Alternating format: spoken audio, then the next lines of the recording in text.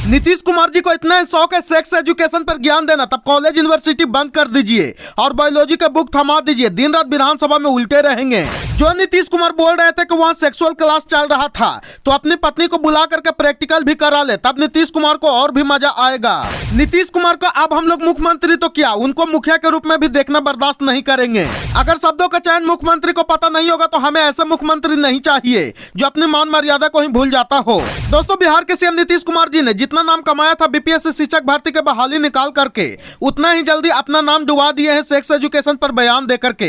और जो इतना सारे शब्दों का प्रयोग किया जा रहा है नीतीश कुमार के लिए और तेजस्वी यादव के लिए, ये मैं नहीं बल्कि बीजेपी महिलाएं बोल रही है, जो पटना के सड़कों पर उतर करके नीतीश कुमार का विरोध कर रही है। और बीजेपी महिलाएं और महिला विकास मंच के बीना मानवी जी की टीम ऐसा कुछ बोल दिए हैं जिससे बिहार में और भी ज्यादा बवाल मच गया है। तो खबर की क्या है पूरी जानकारी जानने के लिए बने रहिए आज की इस नए वीडियो में।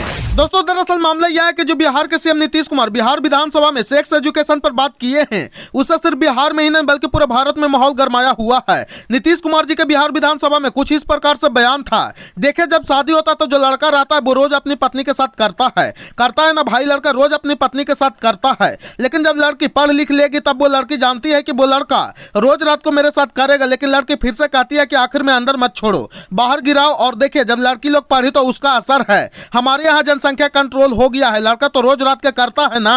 तो ये बिहार के सीएम नीतीश कुमार जी का कुछ इस प्रकार से बयान था, जिसके चलते गुस्से में बीजेपी महिलाएं तेजस्वी यादव को और उनकी पत्नी को टारगेट करने लगी है और इनकम टैक्स चौराहा पर विरोध प्रदर्शन के बीच बोल रही है कि जो तेजस्वी बोलता है कि वहां सेक्सुअल क्लास चल रहा था तो वो अपनी पत्नी को लाकर के प्रैक्टिकल भी करा देता और भी ज्यादा बोलने में मजा आता नीतीश कुमार को। इसके बाद बिहार के सीएम नीतीश कुमार के इस गंदी बयान पर और उनको बचाव कर रहे तेजस्वी यादव पर महिला विकास मंच के बीना मानवी जी और उनके पूरे टीम मिलकर के तेजस्वी यादव को खूब लताड़े हैं और इतना लताड़े हैं कि शायद आप सोच भी नहीं सकते हैं। और बीना मानवी जी बोलते नजर आ रही है कि नीतीश कुमार बुढ़ौती में से ठिया गया है और गांजा के नशा में एकदम धूत रहता है। उसको क्या बोलना चाहिए और क्या नहीं बोलना चाहिए ये उनको समझे में नहीं आता है। और बोली कि नीतीश कुमार को पीएम बनना है और इलेक्शन भी नजदीक है, इसलिए उनको कोई बड़ा मुद्दा चाहिए था, क्योंकि उनको तो सिर्फ बिहार में ही लोग जानता था।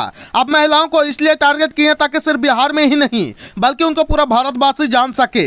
इसलिए भारत का पीएम बनने के लिए नीतीश कुमार जी ने जानबूझ करके ऐसा बयान दिया है। और ये सिर्फ बयान ही नहीं बल्कि बिहार के महिलाओं को ये मानसिक रूप से बलात्कार किए हैं, ये अंदर बाहर वाली चीजों को बोल करके कि कहाँ गिराना है कहाँ नहीं गिराना है। इसके बाद बीना मानवी जी बोली कि नीतीश कुमार जी अभी माफी मांग रहे हैं, अच्छी बात है, लेकिन जो दाग महिलाओं के ऊपर लगा दिए हैं वो अब धुलेगा कैसे।